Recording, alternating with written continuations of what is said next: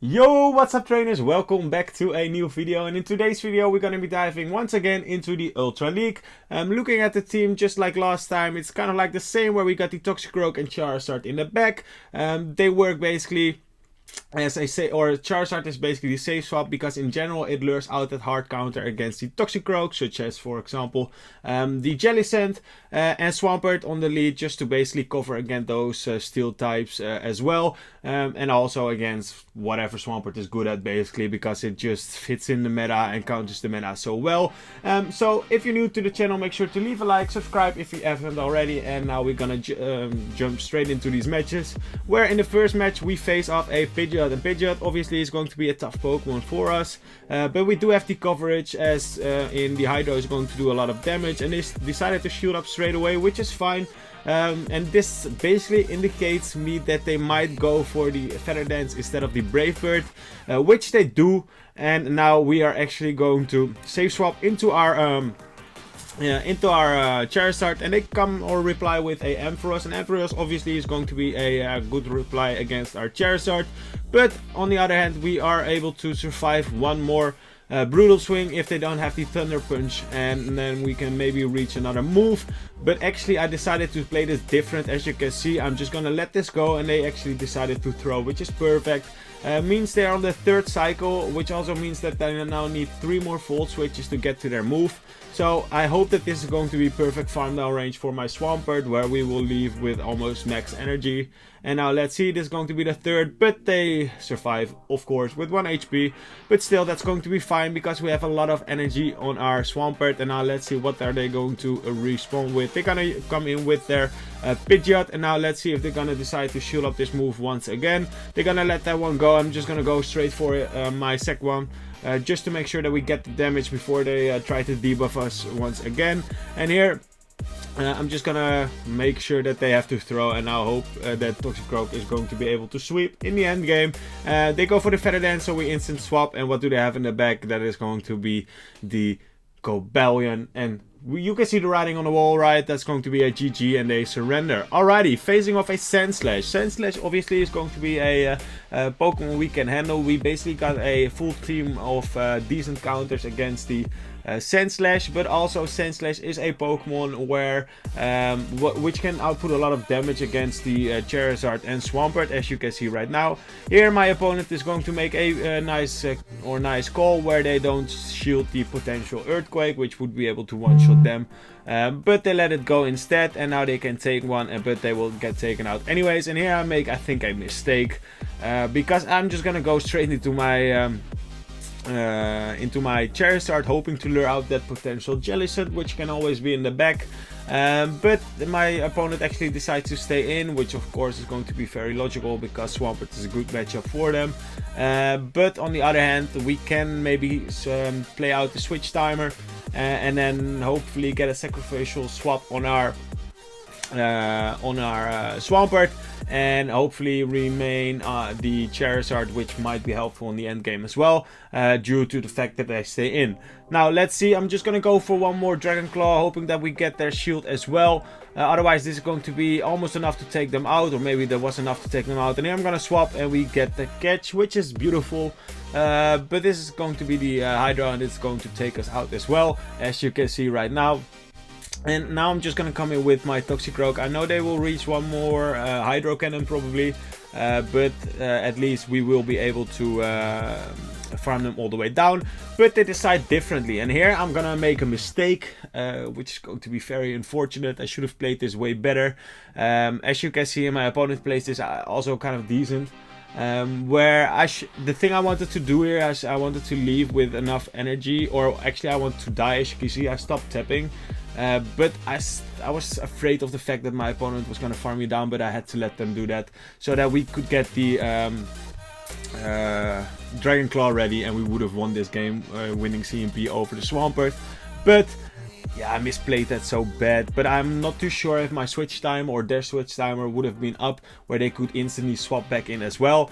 But I think we would have won that game if I just let my TOXICROAK go down, and then we maybe well, we would have won the CMP.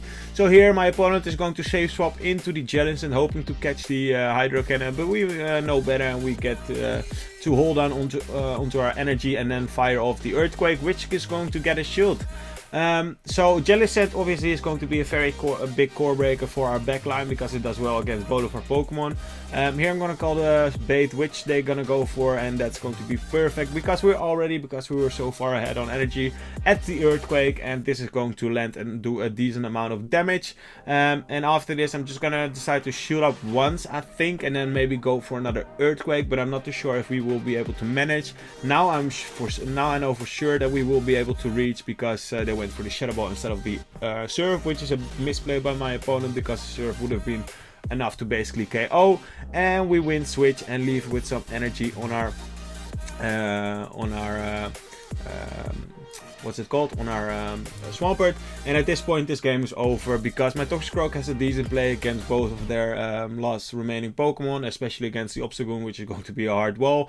And here I will reach the Blast Burn straight away. I will fire it off against whatever is going to come in, and it's going to be the Nidoqueen. And once the Nidoqueen is gone, then the TOXICROAK is going to feast on the Obstagoon. You can already see the writing on the wall, right? There's nothing this opponent can do at this point. We go for the Dragon Claw. I'm not going to charge it, or maybe a bit, because it doesn't really matter too much. They can have all the energy in the world on their Obsta, unless they might run Hyper Beam, obviously, then they might have a chance, but I still have one shield remaining, and we can just easily farm them down, and they surrender. Alrighty, next game. So if you like the content so far and you're gonna maybe use this team, let me know, because this team is a strong one, and TOXICROAK obviously is one of the best fighters right now available.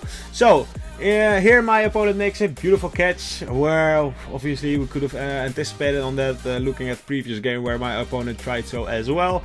But it's still not the end of the world, as this Hydro is going to help us get that Jellicent low, although I would have preferred that that Hydro obviously on the Gliscor, but yeah, you can't always have that one, and they just made a nice catch, right? So I'm gonna let this one go. They go for the Shadow Ball straight away, and I'm hoping to reach one more Earthquake before they reach a Surf, and unfortunately I cannot. And now let's see, because I'm just gonna shoot up, because I want to get this next Earthquake off. Are they gonna shoot up this move, or are they going to respect it once again? Now let's see, this is going to do a lot of damage, which is going to be very helpful, as you can see right now, because Jellicent is just a pain for this team. And I'm just gonna let this go and go for some extra energy on my Charizard, hoping to get the perfect farm down before they reach one more Surf, which we do. So this is actually a good scenario for us there, and they're gonna come back with their Gliscor, which is absolutely perfect. This is what I wanted to happen, because now they can only go for Night Slashes, even if they get the boost, which is not ideal. We still have the Blast Burn for massive damage, neutral damage against their Night Slash, which is not going to be Step. As you can see, they're gonna shoot up that move straight away, and now we can just easily let this move go through, which is a bit tricky, because if they have something in the back which can snipe us, we will get taken out.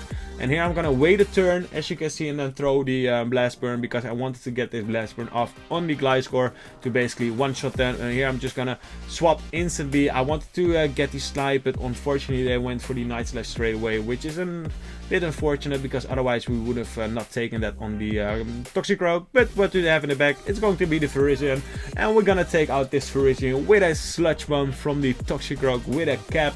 And that is something to take notice from. No cap, but we got a cap, if you know what I mean. And we take them out, and that's going to be a GG. Alrighty, next game. So we're talking about a core breaker. You will see one on the lead right now, which is going to be Dragonite. Dragonite obviously is going to be a very tough Pokemon for us. Here instantly going for the Dragon Claw. This could have been a potential as a swap for my opponent, where they could catch the move on whatever they have in the back, but they didn't. And that's actually going to help us, because now we got the first shield from them, and now we can even match, we can easily match shields here. And they're gonna come in with a Snorlax, which is fine. I'm gonna go for the Blast Burn straight away, as soon as I get there, making sure that we get this damage off. And now I'm just gonna hope that we will be able to reach one more or a Dragon Claw, just to make sure that we pressure and they overfarm too much, giving us the option, or giving us the possibility to either get the shield or switch advantage. And they go for the switch advantage, making them have to shield that one, and we're gonna let this go. They undercharge that Body Slam just to get some extra farm, which is fine. And now I'm just gonna come in with my TOXICROAK, making sure that we will be able to reach a Sludge Bomb against the Dragonite if it's deciding to come in. And I'm gonna shield up the move. Not too sure if that was the best play, but honestly I didn't want to get hit by that Shadow Body Slam because that would do a lot of damage.